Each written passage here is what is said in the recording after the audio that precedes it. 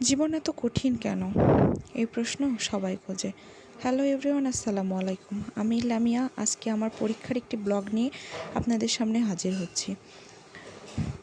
জীবনে যাকে ভালোবাসি, অর্থাৎ খুব বেশি ভালোবাসি, সে যদি কখনো বলে তোর ভালোবাসাটা সম্পূর্ণ মিথ্যা, আসলে শুনতে খুব কষ্ট হয়। কিন্তু মানুষকে ভালোবেসে আপনি কখনোই মন পাবেন না। একটা গাছকে ভালোবাসুন, সে ফুলের গাছ হলে আপনাকে ফুল দেবে, ফলের গাছ হলে সে আপনাকে ফল দেবে। কিন্তু একটা মানুষকে ভালোবেসে অবহেলা ছাড়া আপনি কিছুই পাবেন না। কারণ দিন শেষে মানুষ সবসময় ভুলে যায় যে তাকে মানুষ কতটা ভালোবেসেছে।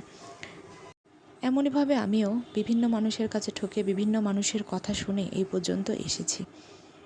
তবে এসব নিয়ে এখন আর মন খারাপ করি না, কারণ আমি জানি যে বেইমানি করাটা মানুষের ধর্ম হয়ে গেছে।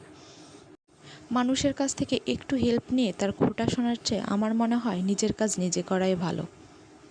পরনির্ভরশীল হয়ে জীবন কাটানোটা আসলে অনেক কঠিন।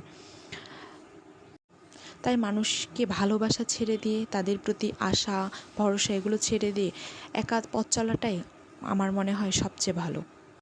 হয়তো একা পথ চলাটা অনেক কঠিন, কিন্তু সময়ের সাথে সাথে আপনিও একদিন শিখে যাবেন একা পথ চলা, এবং এটাতেই আপনি উপভোগ করবেন। তাই অন্য মানুষকে না ভালোবেসে নিজেকে ভালোবাসেন, দেখবেন একদিন সফলতা আপনাকে ধরা দেবে।